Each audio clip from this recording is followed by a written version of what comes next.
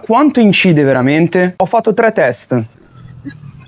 Stavo cadendo. Non è stupido questo test qua, Non è magia. Provare per credere funziona veramente tanto. Se la notte cade a pezzi, io ti tengo tra i difetti, cuori in after party, finché il giorno non ci prende.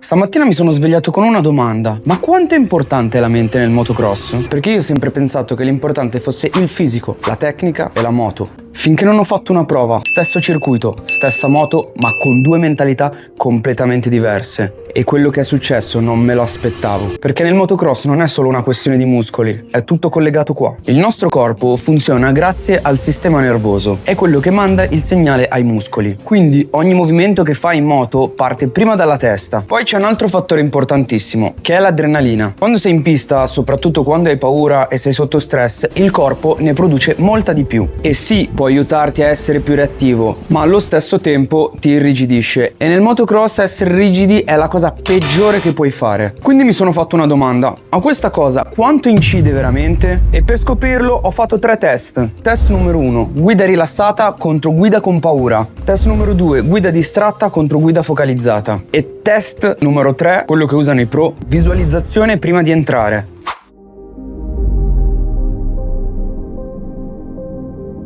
Guida rilassata contro guida con paura. Nel primo giro cercherò di essere fluido senza pensare troppo. Nel secondo invece faccio l'opposto. Mi metto in testa che sto per cadere da un momento all'altro. Cerco di autosabotarmi. Primo giro, quindi guida rilassata. Andiamo rilassati.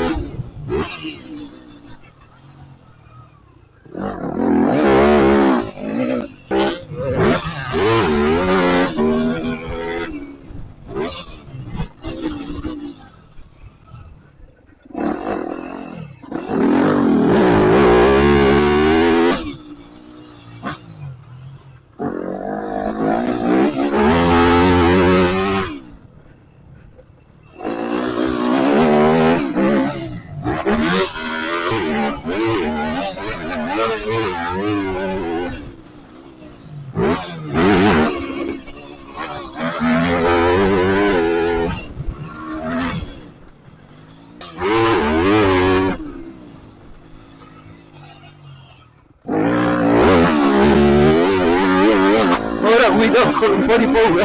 Piano qua che sennò mi scivola di dietro. Piano, di solito che mi fa paura la ruspa. Quindi qua se c'è la ruspa come faccio? È venuto malissimo. Come il canale mi turba. Infatti si è frenato. No, perché sennò ferro giù di qua.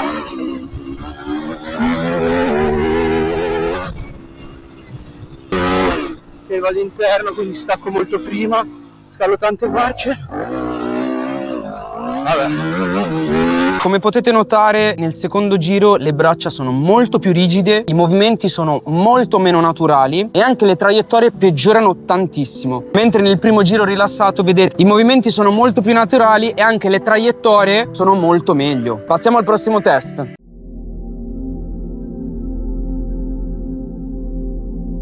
Concentrazione contro distrazione. Nel primo giro sarò completamente focalizzato, penserò solo alle linee, al ritmo, alla guida. Nel secondo invece proverò a distrarmi volontariamente.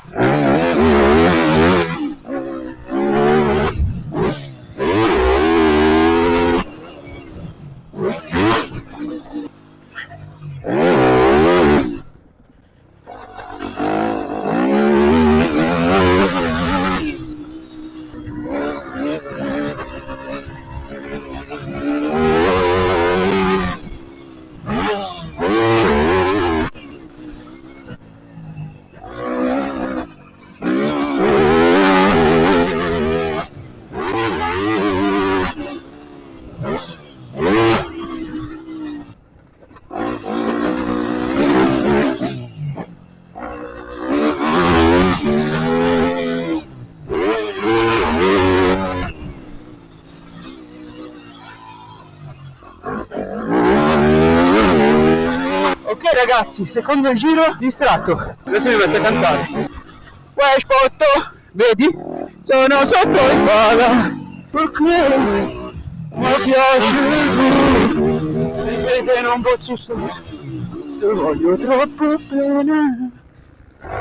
Ma vedi, lo sai.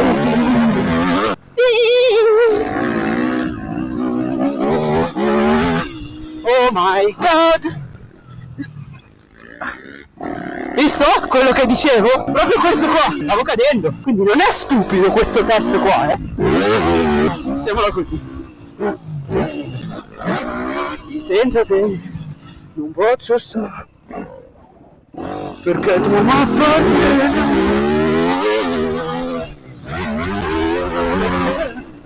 Ma piace tu. Sì, ce la faccio a frenare.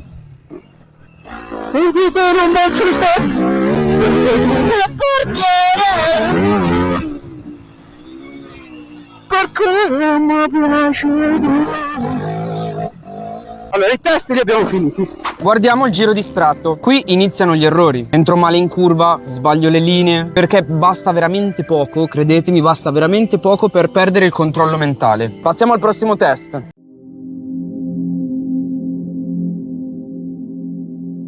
Ok, questo è il test più strano, ma anche quello che usano i professionisti. Si chiama visualizzazione mentale. Prima di entrare in pista mi fermo un attimo, chiudo gli occhi e immagino il giro perfetto, curve, salti, velocità, tecnica, e poi provo a rifarlo davvero in pista. Perché quando immagino un movimento, il cervello attiva quasi gli stessi meccanismi di quando lo stai eseguendo. Quindi è come se stessi allenando la guida senza muoverti. Immagino la partenza, il rumore della moto, la prima curva, entro largo, poi chiudo. Il salto, gas costante. Le wave, ritmo, ritmo, ritmo. Cerco di vedere ogni singolo movimento come se già lo stessi facendo. Ora vediamo se cambia qualcosa.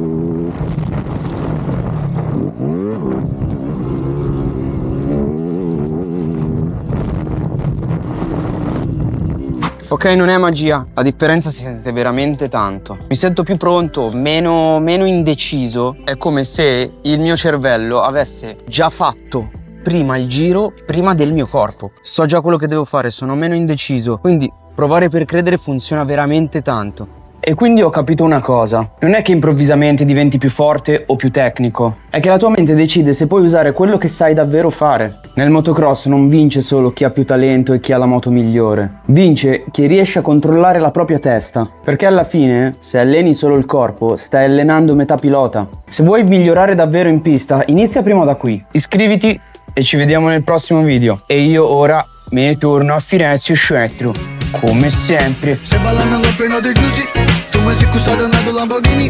Oh, mi hai fatto vedere moda bicchi, 2 minuti prima di scendere a Parigi. E non riesco a non pensare